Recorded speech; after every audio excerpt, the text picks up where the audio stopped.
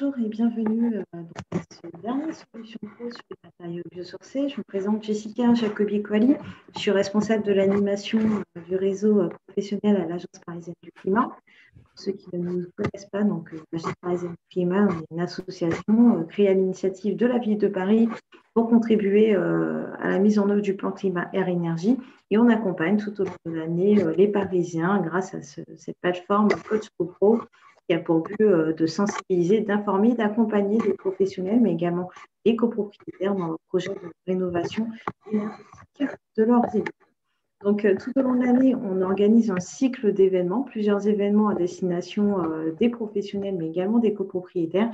Et aujourd'hui, ce Solution Pro est consacré donc, aux matériaux biosourcés, les matériaux qui sont adaptés aux bâtis parisiens, aux bâtis anciens et qui prennent en compte un certain nombre de critères et notamment, je pense, au confort d'été dans le bâti. Aujourd'hui, nous recevons la société Soprema, François responsable commercial chez Soprema. Bonjour François et merci d'avoir accepté notre invitation pour ce dernier cycle.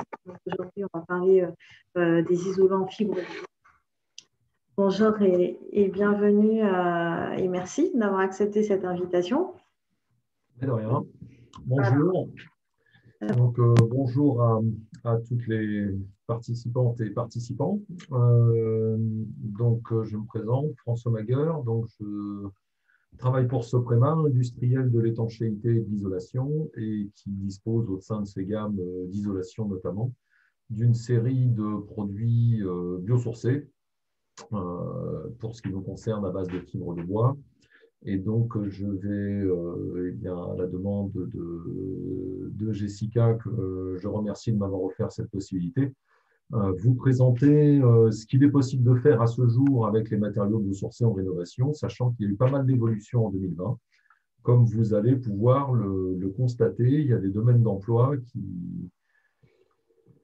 qui sont maintenant possibles. Exactement. Alors, vous avez la possibilité de poser vos questions. Donc, vous avez un onglet questions-réponses. On est ensemble pour une petite heure.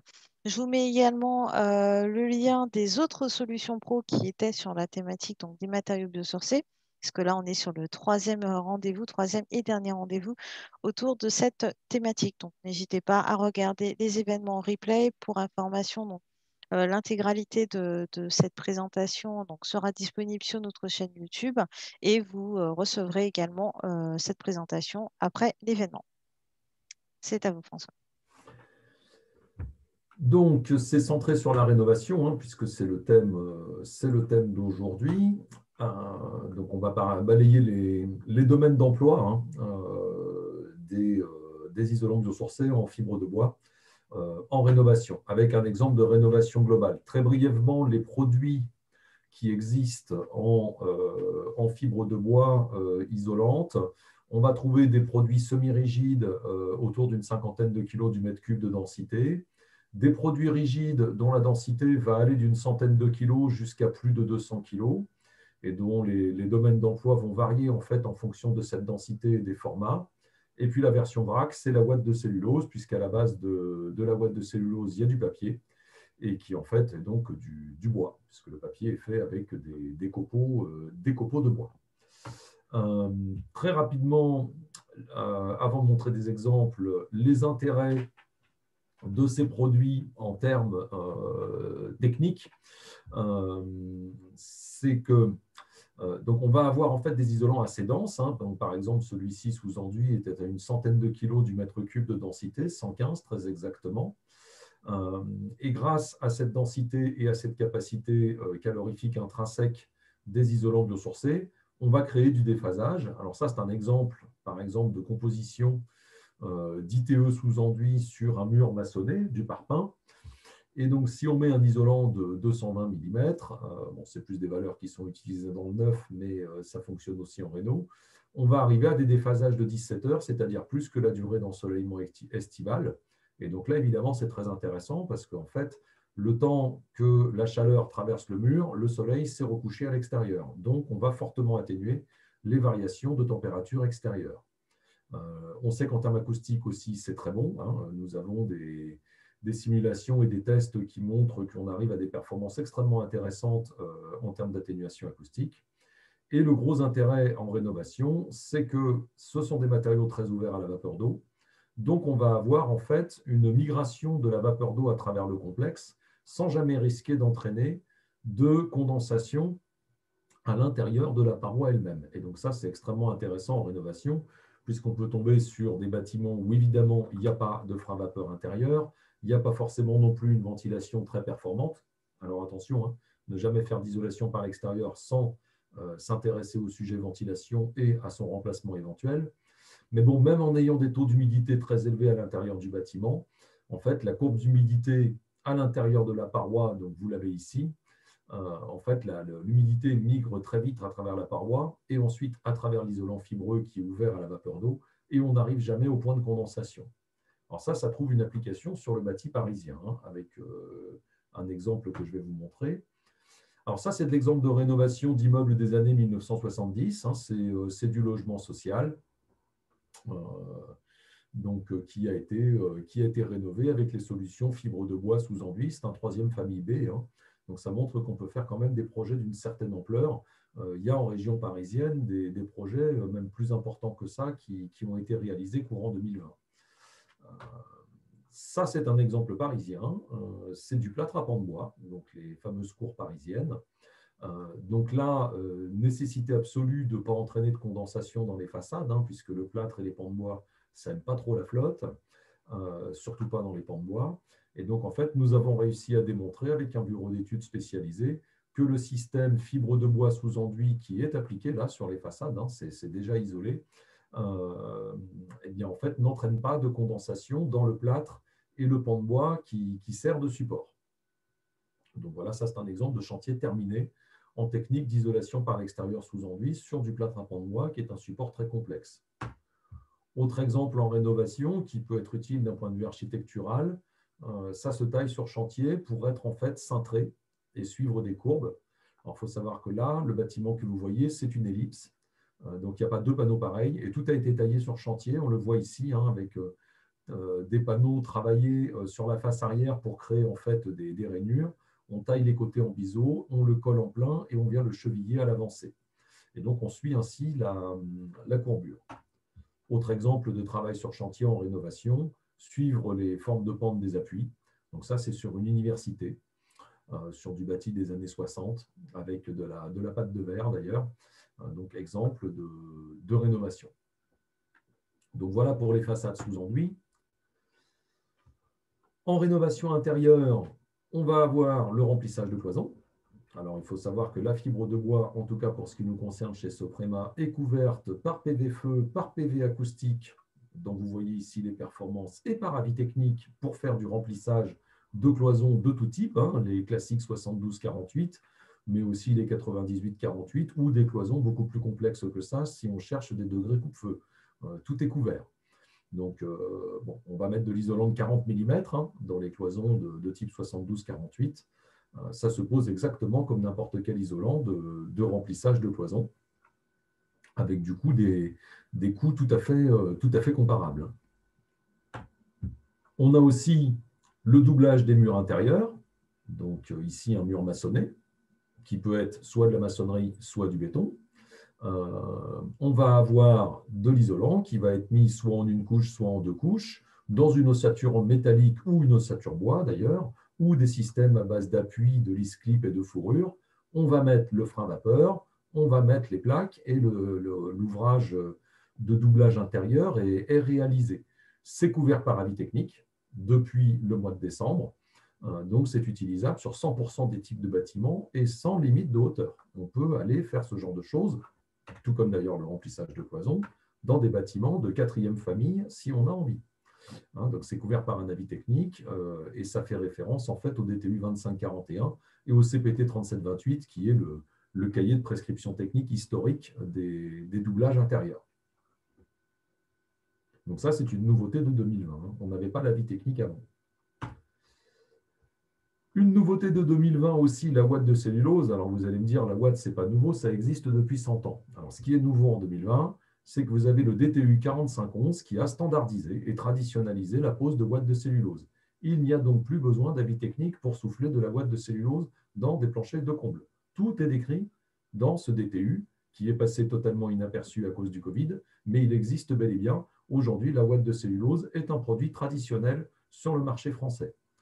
Intérêt de ce produit, qui est donc du papier recyclé, défibré et soufflé, c'est qu'il crée du déphasage, puisqu'on a quand même avec 8 kg du mètre carré pour un R de 7, un déphasage qui commence à être intéressant, ça atténue les variations extérieures, et surtout, c'est excellent en performance acoustique. Quand on souffle 346 mm de ouate de cellulose sur un BA13 standard, qu'on pourrait imaginer donc suspendu sous les poutres que vous voyez là, on a une atténuation des bruits aériens de 48 décibels. Ce qui est quand même extrêmement intéressant. Ça permet d'isoler des combles, y compris en zone de bruit critique. Et évidemment, plus on va mettre épais, plus on va augmenter le R et plus on va augmenter le déphasage. On souffle aujourd'hui de la ouate sur des planchers de comble jusqu'à des R de 12 ou 13. On n'est pas du tout obligé de s'arrêter à 7. Rénovation des rampants de charpente. On va avoir deux méthodes. Soit quand le comble est occupé, soit quand il ne l'est pas. Donc, quand il y a des pièces sous comble, matérialisées ici par la présence du BA13, on va passer par l'extérieur, on va faire donc de la technique de sarking. On va mettre en fait de la fibre de bois semi-rigide Pavaflex entre les chevrons, de la fibre de bois rigide de type isolaire au-dessus des chevrons. Avec des grandes vis à double pas, on va fixer les contrelates dans les chevrons existants, on va mettre des lithos ou un platelage et on va mettre de la couverture en petits éléments ou de la couverture métallique type zinc. Intérêt de la fibre de bois dans ce genre d'usage, c'est que vous créez, grâce à la masse de fibre de bois que vous mettez ici, à peu près 27 kg du mètre carré, du déphasage et de l'acoustique. Vous créez dans ce complexe-là un déphasage de 15 heures, ce qui n'est pas rien, c'est autant que la paroi béton de tout à l'heure, 15 heures. Et vous atténuez d'un facteur 26 les variations de chaleur extérieure. Donc extrêmement intéressant pour créer du confort d'été lorsqu'on a des pièces aménagées sous les rampants de charpente. Fort développement de ça en région parisienne, y compris sur les immeubles à terrasson et brisille avec du zinc ou de l'ardoise. Nous avons un PV acoustique pour cette combinaison, exactement cette combinaison-là. Nous arrivons à 49 dB d'atténuation des bruits aériens avec un BA13, un simple BA13 existant. Et ça fonctionne d'un point de vue hygrométrique sans avoir nécessité de poser un frein vapeur, ce qui est toujours extrêmement compliqué lorsqu'on rénove en fait une charpente par l'extérieur. Donc pas mal d'intérêt à cette solution qui est aujourd'hui connue de la quasi-totalité des couvreurs parisiens et qui s'utilise en individuel et en collectif et en ERP aussi. Oh, pardon, alors, je vais y arriver. L'isolation des rampants de charpente par l'intérieur peut se faire aussi. Alors là, on va utiliser du Pavaflex confort entre les chevrons et sous les chevrons, avec des suspentes, des fourrures que l'on va recouvrir d'un frein vapeur et on va mettre un BA13 ou un BA10 selon ce que l'on veut mettre comme parement intérieur. Donc un ouvrage de doublage de charpente, tout ce qu'il y a de plus classique.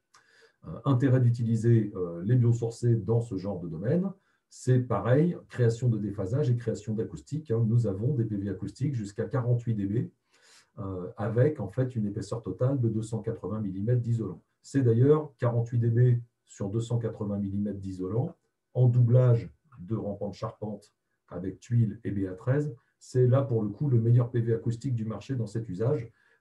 Le plus performant, enfin le deuxième plus performant n'est pas à 48 dB, il est à 44. C'est-à-dire qu'en fait, il est 2 fois moins performant.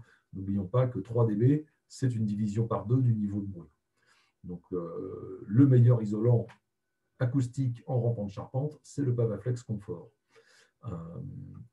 Nouveauté de 2020, ce type d'ouvrage est couvert par avis technique depuis là aussi décembre 2020, avec la parution de l'avis technique du Pavaflex Confort pour réaliser ce type de choses, là aussi sur tout type de bâtiment et sans limite de hauteur du bâtiment. Donc, nouveauté importante. Les avis techniques sont téléchargeables sur notre site. Nouveauté qui concerne 100% des isolants dans l'isolation de rampants de charpente en neuf et en rénovation, c'est la parution en juin 2020 du DTU 4510. Donc, je vous ai parlé tout à l'heure du 4511 qui concerne les planchers de comble et qui a traditionnalisé la ouate. Vous avez le 4510 qui, lui, s'est intéressé à l'isolation par l'intérieur des rampants de charpente. Et il a apporté deux nouveautés extrêmement importantes dans ce domaine. Il rend le frein vapeur, un vrai frein vapeur avec un vrai SD minimal de 18 mètres, obligatoire. Et il rend obligatoire l'utilisation d'isolants semi-rigides, c'est-à-dire par exemple classés L2 dans leur certificat Acermi. Et donc, par ricochet, il interdit les isolants flexibles et le papier craft collé sur les isolants flexibles, ce n'est pas conforme. Donc ça veut dire que l'isolant flexible revêtu de papier craft pour isoler des rampants de charpente, c'est fini. Ce n'est plus autorisé dans les DTU. Ce type d'ouvrage n'est pas conforme. Donc s'il y a des architectes ou des bureaux d'études parmi vous et que vous avez des consultations en cours avec ce type d'ouvrage, le DTU 4510 s'impose immédiatement. Et la nouvelle manière de réaliser une isolation de rampant de charpente, c'est ça. Un isolant semi-rigide et un frein vapeur. Alors, un exemple parisien, ça c'est juste à côté du musée Guimet. Donc, vous avez 2500 mètres carrés d'isolation par l'extérieur, avec donc du Pavaflex confort qui a été mis entre les chevrons, de l'isolaire qui a été mis par-dessus les chevrons, recréation d'une lame d'air, remise en place de la volige pour poser le zinc sur les terrassons et les brisées. L'objectif de la copropriété, puisque là c'est du logement privé, c'était en fait d'aménager les pièces, de créer du confort d'été en fait dans les deux niveaux de pièces mansardées qui existent sur cet immeuble-là. Alors un exemple qui concerne plus du neuf, mais qui concerne les rehausses, si vous avez à en faire, parce que la question se pose de plus en plus sur le bâti parisien, les rehausses d'immeubles. Donc, c'est assez souvent en ossature bois pour des questions de poids et de capacité de la structure existante à supporter les étages supérieurs. Donc, il est parfaitement possible aujourd'hui de réaliser de l'isolation d'ossature bois, y compris en troisième famille, puisque là, on est tout de suite dans la troisième famille, dès qu'on fait des rehausses, avec des biosourcés. On va utiliser du Pavaflex confort en doublage et en remplissage. Donc, ça, c'est couvert par avis technique, là aussi, depuis décembre. C'est une des nouveautés de 2020. Et on va pouvoir poser un Pavawall GF sous enduit pour venir faire le parement enduit. Et nous avons un avis technique et un PV-feu qui valident globalement ces complexes-là sur des bâtiments de troisième famille A et B, ainsi que des ERP. Donc, on peut faire des rehausses avec ce type de choses. Il y a un certain nombre de projets en cours en région parisienne avec ces solutions-là. Nouveauté de 2020, l'avis technique du Pavawall GF pour réaliser ce genre de choses a été renouvelé jusqu'en 2026. Et donc aujourd'hui, plus vraiment de questions quant à des projets sur leur assurabilité ou pas. Nous avons aussi validé la pose du Pavawall GF sur écran thermique de type Fermacell, ce qui permet d'exclure tout ça du calcul de masse combustible. Donc ça permet de réduire les C+D. Et nous sommes conformes aux arrêtés du 7 août 2019 sur la réglementation incendie et les bâtiments d'habitation. Donc notre PV-feu, la version 2, est parue fin 2020 et valide bien la conformité aux arrêtés du 7 août 2019. Il n'y a donc aucune raison de se faire refuser ce genre de choses pour une rehausse. Autre nouveauté de 2020, alors là carrément du 23 décembre 2020, c'est la réalisation de parois ossature bois avec un mix de bardage et d'isolant biosourcé. C'est maintenant possible dans le guide feu et façade bois ventilé du CSTB version 3, qui est paru le 23 décembre. Donc, Pavaflex confort pour faire le doublage, Pavaflex confort pour faire le remplissage, écran thermique, obligatoire dans ce cas-là, pare-pluie, lame d'air. Et ce qui est nouveau, c'est que le bardage bois est maintenant possible dans cet ensemble de combinaisons, sous réserve qu'il fasse une épaisseur de 22 mm minimum. On peut donc faire une façade quasiment 100% bois. Donc la nouveauté, c'est le bardage bois. C'est évidemment possible aussi avec des bardages mieux classés feu, donc typiquement tous les bardages métalliques, les terres cuites, les composites divers et variés, les ciments fibres de gypse, donc une multitude de solutions. Et donc, avis technique du Pavaflex Confort pour réaliser ce type de combinaison en doublage et en remplissage d'ossature et sans limite de hauteur. On peut aller jusqu'à la limite des DTU 31.2 et 31.4, c'est-à-dire jusqu'à R+9 sur ce genre de choses. Donc ça aussi, c'est une nouveauté de 2020. Alors, un exemple qui n'est pas R+9, c'est une réhausse en ossature bois d'une maison individuelle. Donc, tout ce que vous voyez là est isolé à la fibre de bois sous enduit sur support maçonné. Ici, c'est de l'ossature bois, donc avec continuité de l'enduit, puisque du coup, on couvre les deux supports avec la fibre de bois. Sous le bardage, vous avez de l'isolation en fibre de bois. L'ossature est remplie en fibre de bois et le doublage intérieur est fait en fibre de bois. Un exemple de rénovation qui peut arriver. Il s'est construit dans les années 80 un certain nombre de bâtiments collectifs en ossature bois, avec évidemment des performances techniques des années 1980. C'est souvent de l'ossature de 120 mm, isolée avec un isolant qui s'est tassé dans le temps, et côté intérieur, c'est un doublage en placo avec un peu de polystyrène, le tout sans aucun frein vapeur. Donc, difficulté de ces constructions, confort d'été, confort acoustique, hein, c'est absolument pas bon. Surtout que sur celle-ci, c'est critique parce que c'est sur une colline, ça c'est plein est, vous avez l'angle ici qui se retourne, c'est plein sud, et là c'est sud-ouest. Donc là, ces appartements-là, les trois là, étaient absolument invivables du 1er mai au 1er octobre. Difficulté pour rénover ces constructions, c'est qu'il ne faut surtout pas que ça condense dans l'ossature bois existante, hein, c'est comme le plâtre à pan de bois, et il n'y a pas du tout de frein vapeur côté intérieur. En fibre de bois, c'est possible. Ce chantier a été validé avec le bureau de contrôle. C'est du logement collectif pour un bailleur social. Un exemple, plus en construction neuve, lui est en bois. C'est une construction façade ossature bois que vous voyez là, il est à Savigny-le-Temple. Et tout ce que vous voyez là sous enduit, c'est de la fibre de bois, de chez Soprema qui a été enduite. Et pour finir, un exemple de rénovation globale possible avec les produits biosourcés. Alors, il s'agit de logements sociaux dans les Vosges, qui en 2016 étaient en étiquette G, avec une consommation de chauffage de 317 kWh par mètre carré par an, et des charges de chauffage de près de 1 800 € par an et par logement, ce qui était absolument insupportable pour la population occupant ces bâtiments. Ça représentait quasiment 4 mois de loyer et une part notable des revenus nets des familles installées là. Donc, il n'était pas possible de continuer comme ça. On avait vraiment une situation de précarité énergétique. Alors, il a été défini avec un bureau d'études et un architecte et le bailleur social un programme global de rénovation. C'est à la mode en ce moment, la rénovation globale. Tout le monde en parle. Bon, bah, ça, c'était un exemple de 2016, avec isolation des façades par l'extérieur en faisant passer les gaines de VMC, puisqu'il n'y en avait pas dans les bâtiments, par la façade. Alors ça, c'était possible parce que ce sont des deuxièmes familles. Donc ensuite, cette structure a été remplie de Pavaflex pour isoler les gaines, recouverte de Pavawall GF qui sera enduit. Les combles ont été isolés à la ouate de cellulose. Donc il y a eu installation de la VMC double flux, il y a eu isolation des planchers bas et des caves, et la chaufferie collective est passée en chaudière bois. Les menuiseries ont été conservées parce qu'en fait, ça ne se voit pas trop sur la photo, mais elles datent de 2015. Donc, c'est un peu dommage de les jeter en 2016. Et évidemment, ça a permis de minimiser les travaux d'intérieur. Il n'y en a quasiment pas eu. L'objectif était d'arriver à du quasi-passif. Et donc, le résultat, le voilà. Ce sont les mêmes immeubles.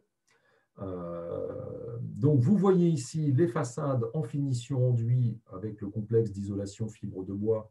Et donc, il faut imaginer que vous avez les gaines de VMC qui passent à ces niveaux-là. Vous avez dans les combles la ouate de cellulose, que l'on ne voit pas, avec la VMC double flux. Vous avez au niveau des soubassements et du plancher de rez-de-chaussée l'isolation intérieure que l'on ne voit pas sur cette photo. Et ce qu'on ne voit évidemment pas là non plus, c'est la chaufferie qui a été changée. Et le résultat, c'est que les besoins de chauffage ont été divisés par 17. on est passé de 317 kWh par mètre carré par an à 18. Donc, c'est tout à fait possible. On peut, grâce à un programme global et des matériaux biosourcés, transformer une passoire étiquette G en étiquette A quasi passif, puisque le besoin passif, c'est 15 kWh par mètre carré par an. On n'est vraiment pas loin là, hein. En fait, si on avait changé les fenêtres, on y serait.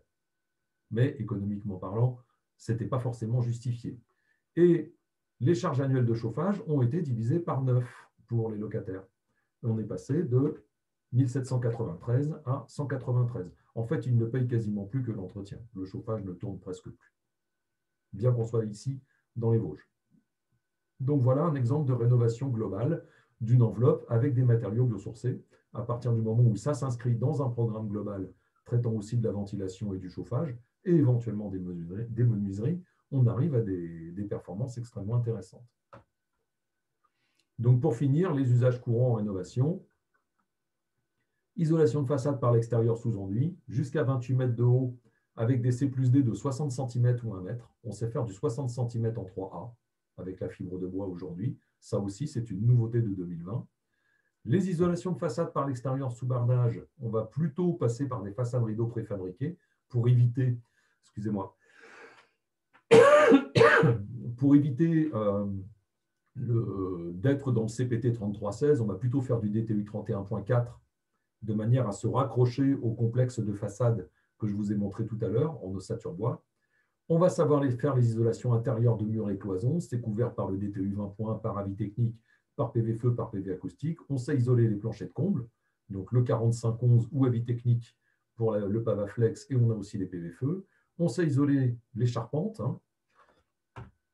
Quelque chose qui ne marche pas bien, toujours, c'est mettre de la fibre de bois sous une chape coulée. Ça ne marche pas encore très bien. Même si nous avons des fibres de bois classées, hein, pour les locaux d'habitation.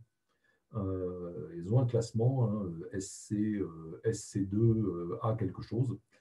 Et aujourd'hui, quelque chose qui ne marche toujours pas bien, c'est mettre de la fibre de bois sur une terrasse béton avec une membrane. Ça, pour le moment, il ne faut pas le prescrire. Ce n'est pas encore au point. Et pour la construction bois, donc qui en rénovation va concerner surtout les réhausses, bah c'est extrêmement simple. On sait faire tout ce qu'on sait faire en construction béton, plus le remplissage des ossatures de murs de plancher en ouate de cellulose ou en Pavaflex. Et nous savons isoler les terrasses bois avec le Pavarouf. Mais là, ça concerne vraiment plus le neuf, donc j'en parlerai pas aujourd'hui. Et voilà pour la présentation. Merci beaucoup François, merci pour cette présentation complète et riche en exemples. Alors, on avait une question, deux. Quelles sont les valeurs coupe-feu et quel est le critère qui permet de dire qu'un produit est biosourcé? Alors, quelles sont les valeurs coupe-feu? Alors en fait, la fibre de bois, comme d'ailleurs la plupart des biosourcés, résiste assez bien au feu à partir du moment où il n'y a pas d'attaque directe par les flammes et de circulation d'air. Donc nous avons des PV feu en façade sous enduit pour aller jusqu'à la limite de la 3e famille B. Donc ça s'appelle un essai Le Pire. Donc nous avons l'appréciation de laboratoire. Nous avons des PV feu pour le remplissage de cloisons, pour le doublage, pour le remplissage de faux plafonds, à partir du moment où en fait, il y a des écrans continus qui protègent la fibre de bois des flammes. Donc en fait, la question feu se traite par des écrans. La ouate de cellulose est classée feu, elle est classée BS1 des 0, ce qui est en fait très difficilement inflammable. Ensuite, quel est le critère qui permet de dire qu'un produit est biosourcé? Ben, sa composition. Biosourcé, ça répond à une définition réglementaire, hein, c'est issu de la biomasse animale ou végétale. Donc nous savons prouver par les fiches de données de sécurité et par les fiches de données environnementales et sanitaires que nous avons sur ces produits, que nous avons un taux de matière biosourcée entre 93 et 97% de biomasse dans ces produits-là. Merci. Et concernant le bardage, donc on parlait d'essais Le Pire, les systèmes de bardage sont soumis aux essais Le Pire. Qu'en est-il de votre produit? Alors nous, on n'est pas un système de bardage, hein, en tout cas pour ce que nous faisons, nous, en termes de biosourcés chez Soprema. On ne fait pas de bardage en tant que tel, on fait de l'isolant qui peut aller potentiellement sous bardage. Et comme je l'expliquais tout à l'heure, dès qu'on est sous bardage, on reste en dehors du domaine de l'IT 249, sauf si on fait de la façade ossature bois préfabriquée et qu'on se raccroche au DTU 31.4. Là, je dirais, on n'a pas de problème d'IT 249 puisque c'est l'écran thermique qui va assurer la protection au feu de l'ossature préfabriquée et de la fibre de bois. Donc, on peut, en mode rénovation, je dirais, industrielle, intéressante surtout quand on change les fenêtres, mettre des complexes avec bardage, ossature bois, fibre de bois. Oui. Mais si on est en montage classique chantier avec échafaudage, équerre et montant d'ossature, on s'arrêtera à la deuxième famille ou aux ERP non soumis à l'IT 249. Ok. Est-ce que les produits disposent de FDES, donc la fiche de déclaration environnementale et sanitaire? Oui, quasiment tous. Il y en a encore qui vont être ajoutés cette année, mais on doit être à une bonne quarantaine ou cinquantaine de fiches FDES sur la fibre de bois et la watt. Elles sont dans la base Ignes. Il y en a d'autres qui doivent être ajoutées ce mois-ci concernant les produits fibres de bois imprégnés de ciment pour faire le coupe-feu dans les parkings. D'accord. Et est-ce que vous avez des informations sur la provenance du bois? France. Voilà.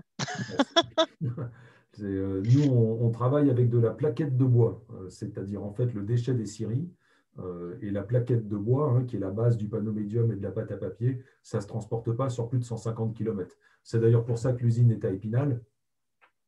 Et c'est aussi pour ça que les fabricants de pâte à papier sont soit dans les Vosges, soit dans les Landes. Et en Il n'y a plus, aucun si j'ai pas intérêt à de... transporter cette matière première au-delà de 150 km. D'ailleurs, du coup, l'usine de Watt est à Bordeaux. Alors, si je dis pas de bêtises, vous allez une nouvelle usine bientôt à Nîmes? Oui, alors il y aura bientôt 2023. 2023, c'est demain finalement. Oui, elle ne sera pas. Bon, c'est effectivement, il y aura une usine il y aura une usine à Nîmes. Ouais. Très bien. Est-ce que vous avez d'autres questions sur Soprema, Pavatec, ses produits, les coûts moyens des ITE? Alors, je pense qu'on est au bout de Alors, l'isolant là. sous-enduit, Ouais. sous-enduit, donc on va avoir deux cas. ITE sous-enduit des façades maçonnées. Globalement, on est dans les tarifs de la laine de roche. Il y a quelques euros d'écart, mais donc quelques, ça veut dire moins de 5 hein, au mètre carré. Voire, vous pouvez trouver des façadiers qui vous feront la fibre de bois et la laine de roche au même prix. Mais en tout cas, il y a très peu d'écart avec la laine de roche.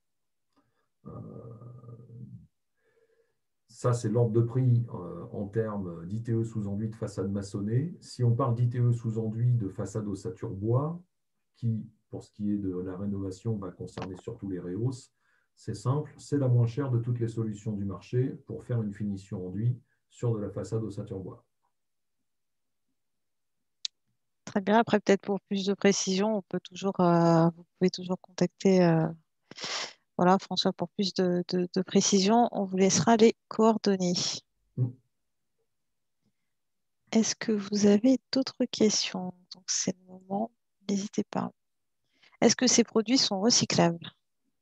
Oui, ça se recycle très bien. Alors, la watt se recycle en papier qui se recycle en watt. C'est l'économie circulaire. Il y a aujourd'hui en circulation en France des watts de cellulose qui ont déjà été lues plusieurs fois sous forme de journaux. La fibre de bois se recycle en fibre de bois. Nous récupérons les déchets d'un certain nombre de nos clients et nous les réinjectons dans notre processus de fabrication. Ça fonctionne. La fibre de bois se recycle aussi très bien en panneau médium. En panneau médium. Ouais. Et Okay. il existe d'ailleurs des procédés, alors plutôt anglais à ce jour, qui permettent de recycler des panneaux médiums en fibre de bois. Okay. Donc oui, ça se recycle très bien. D'ailleurs, la plupart des FDES de nos produits valorisent le module D. Donc, pour ceux qui ne sont pas spécialistes des FDES, le module D, c'est la vie du produit après la démolition du bâtiment. Donc, c'est valorisé dans la plupart des FDES de la fibre de bois et de la ouate. D'accord. Donc, D1 pour les Oui. curieux. Ok, super. Est-ce que vous avez d'autres questions? Donc, on a traité le coût, les fiches FDES, les cas de coupe-feu, le pourcentage de biomasse. Je vous ai également mis le lien des précédents, donc vous pouvez retrouver aussi les produits d'autres fabricants. Donc, le dernier, Solution Pro. Est-ce que vous avez d'autres questions? Si vous n'en avez pas, moi je vous donne rendez-vous la semaine prochaine. Donc, pour ceux qui ne sont pas au courant, il y a la remise des trophées Coach CoPro. Donc, pareil, toujours en format webinaire qui aura lieu donc mercredi 24 mars sur Zoom également. Et là, vous découvrirez le nom des lauréats de cette deuxième édition des trophées Coach CoPro. Il ne me reste plus qu'à vous remercier. Merci François d'avoir bien voulu participer à cette dernière session sur les matériaux biosourcés. Merci à vous qui nous regardez également en replay. N'hésitez pas à nous poser vos questions. Si vous souhaitez aussi récupérer les présentations, à nous envoyer un mail. Et pour nos spectateurs, merci à vous pour votre participation. Merci à tous. Bonne journée. Au Au revoir. revoir.